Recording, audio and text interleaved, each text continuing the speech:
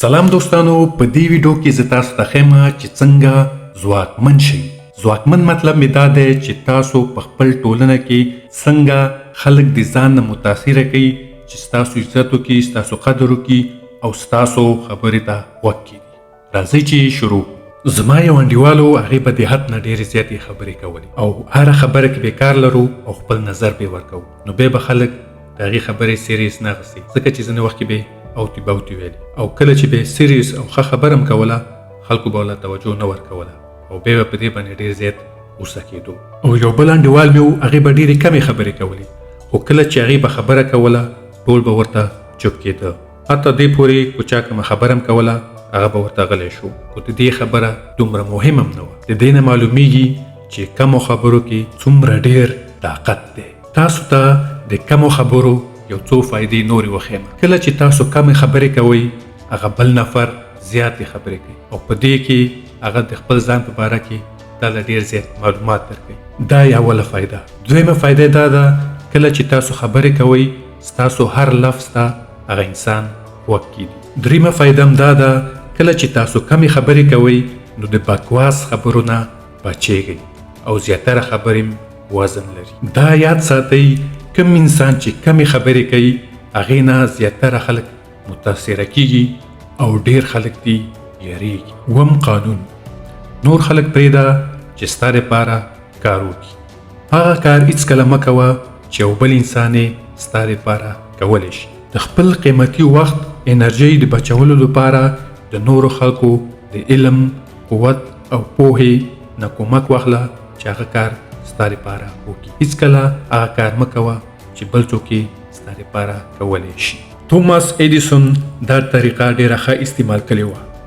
هغې چې دی نیکولا تسلا په کار کې ونیو او ورته وویله چې زه تاله $50,000 درکومه، خو تاسو کولی شئ زما د ډاینامو د دې نه هم بهتره کړئ چې په اوسني وخت کې دې ته جنریټر وي. تسلا شپه او ورځ په دې باندې کار شروع کړو او یو بهترین ډاینامو یې ورته جوړه کړله. نو ایډیسون په دې باندې پوه شو چې تسلا ډېر د کار سړی دی او معاش یې وله نور هم ډېر کو او ځان سره یې په کار کې وساتو.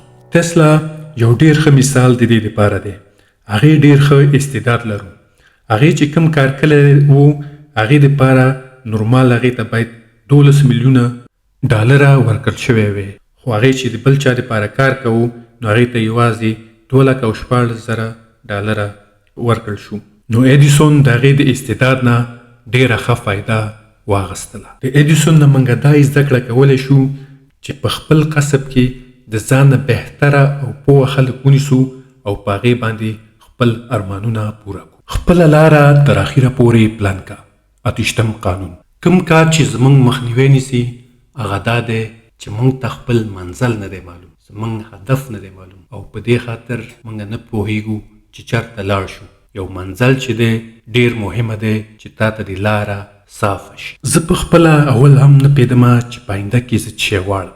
ډېر فکرونه مې کول او په ډېر ځایونو کې مې کار هم کلی دی. ما خپله بینک او انشورنس رشته ویلې وه، هغه مې په اخره کې پوره نه کړله. نیمایي کې مې اخر کال کې مې سته پرېوست، ځکه ما خپله دا نه غوښتو، خوند یې نه راکو او داسې ډېر ځایونو کې ما کار وکړو چې زه پوه شم چې زه څه شی غواړم. ټول یو ځای کې به مې یو میاشت، یو هفته یا ډېر لري چې ما کوم ځای کې کار کلی دی هغه یو کال دی، هغه مې یو انډیوال سره، مطلب د بل چا دپاره کار. نو زه په دې لټه کې وم او بیا مې د خپل مینټر نه او کتابونو نه مې دا فیصله وکړه چې زه په آینده کې د خپلو وطندارانو لپاره علمي کتابونه کوم چې هغې دپاره اسانه شي او خپل منزل ورته معلوم شي، لکه ماته چې څنګه نه معلوم او غواړم چې دا مرسته خپل وطندارانو سره وکړم چې هغې د علمي لحاظ هم مخې ته لاړ شي، ځکه چې زموږ وطنداران د علمي لحاظ ډېر شاته پاتې دي او شاته پاتې کړي یو د خلکو. نو په دې وجه باندې ما دا چینل شروع کړو چې تاسو ته زه خپله تجربې او شی چې ما زده کړي هغه تاسو ته مخې ته وړاندې کړم. خو ښه خبره دا ده چې تاسو هم په دې دنیا کې یو کامیابه انسان جوړېدلی شئ.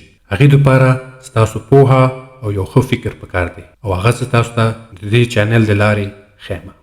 نو اول تاسو خپل هدف انتخاب کړئ. دا اوس په فکر وکړئ چې تاسو څه غواړئ او دغه منزل هم چې وټاکو بیا خپله سټپ بای سټپ په دغه لور باندې روان شئ او خپله یو وخت کې ورته ورسیږئ چې تاسو حوصله وکړئ. که تاسو ته خپل هدف منزل معلوم وي نو کومنټ کې راته ووایئ. د نورو داسې معلوماتو لپاره دا چینل سبسکرایب کړئ چې ټولې ویډیوګانې تاسو ته په وخت راورسیږي او ښه شیان ترې زده کړئ. ډېره مننه. خوشحاله اوسئ. بی انټیلیجنت. والسلام.